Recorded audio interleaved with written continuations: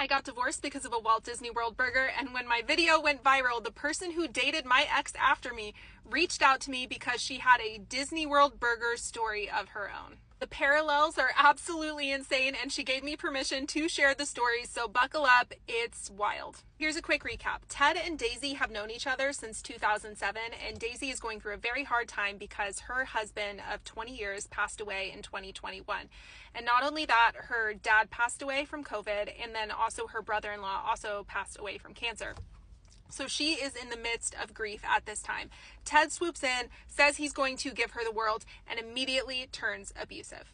Daisy said that there were about 7 or 8 crazy episodes where he just completely exploded and acted like a different person. And one that I forgot to say in the last video is that he had gone to her workplace and thrown a chair in her workplace. So he is just like flying off the handle, definite escalation at this point. So they were kind of like on and off talking. They were not in a relationship, but they were dating to see where it would go. And during this time, she was going to go to South Carolina with her daughter and her grandchild. So when she told Ted that she was going to South Carolina, he said, "Oh, that's so crazy. I have a life insurance conference that is also happening in South Carolina that same weekend." She's still trying to figure out how she feels about Ted at this time, but she figures, well, since we're all going to be in South Carolina, sure, I guess if we're all going to be across the country, then let's hang out while we're there. So on one of the days, they end up going to an outdoor shopping area. So when they get out of the car, Ted said, "Why don't you guys go into Starbucks? I really need to use the restroom, and once I'm done, I'm going to come into Starbucks and we can all get drinks and then we can walk around." Daisy agrees, and she ends up going inside the Starbucks with her 2-year-old grandchild to wait for Ted. Now, what's crazy is he takes forever. She said that she was literally there for the longest time, to the point where she just like kept looking at the time and thinking like, wait, where is he? Like, where is he? Did he leave? You know, and she is just trying to figure out what could possibly be taking him this long. So after forever, he ends up coming into the Starbucks and he looks pissed, like bad mood, flip switched. We don't know what's going on. He comes in and he's like, "Let's go." Like real pissed off, and she has no idea why he is upset because she just thought that he was going to go to the bathroom. So he's like, "Let's go."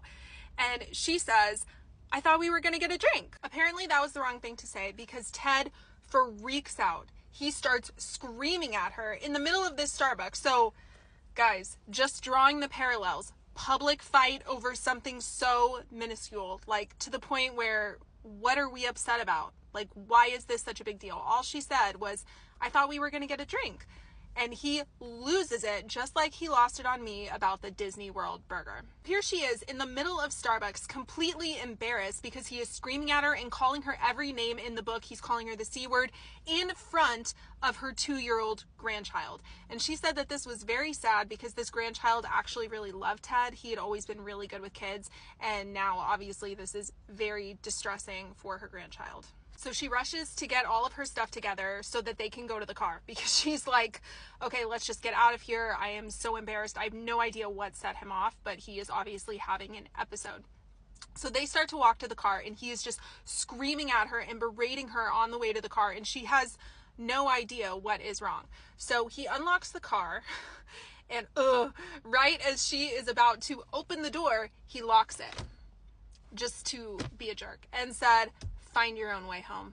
Does that sound familiar to Stranding Me in Florida? Because it sounds to me like he is trying to strand her in South Carolina. So he told her to find her own way home, and he is just screaming at her, and she does not know what to do. She is in a different state. She doesn't know anybody here, and also she feels like she can't just call an Uber because the car seat is in his car. So she is like, "I just need to get in the car so that I can get this car seat." As he is berating her, a woman sees this happening and she starts to walk towards them because I think she was going to stick up for Daisy. Now, when Ted saw that this woman was going to come and interfere in all of this, he ends up unlocking the door and he's like, "Get in." So she's in the back seat and she's trying to get her grandchild in the car seat because she's just thinking, "I just need to get to the hotel. Like, I just need to get to the hotel and I will never see this guy again." She has no idea what's wrong with him, and she's honestly feeling at this point like maybe he has multiple personalities. And I don't know what's going on with Ted. We can talk about it a little bit more later. But she is just focused on trying to get back to the hotel. He gets in the car. He starts being really dramatic and he pushes the rearview mirror down and he says, "I can't even effing look at you." And he's just screaming at her and screaming at her. And then he starts to tell her that she is filled with demons. He ends up pushing the rearview mirror back up. And she said that she saw his eyes in the mirror and that his eyes looked so dark and like he was not even the same person. And she told me, "Juby, I think he has multiple personalities. I think that that is what is going on." And she is a Christian, so she's so funny. She pointed at him and was like, "I rebuke you in the name of Jesus," because she thought maybe he was filled with demons. And I honestly love her for this part. She's so sweet. She said that during this argument, she looked at him and said, "I feel really bad for Juby and what you did to that girl." Because at this point, she knows that this whole "he was abused by me" thing is a lie. So she told him that, and obviously he did not like that. But he ends up starting to drive and he is speeding and she's like, "Please slow down. I have my grandchild," and he will not slow down. And this is something that Ted would do to me as well. Red flag if your partner or anybody does this where they speed during arguments to try to scare you. That's something that Ted loved to do. So after she gets out of the car, she decided that she was done with him romantically, obviously. And in the next part, I'm going to talk about the fallout of that, what his parents knew, and just get more into all things Ted.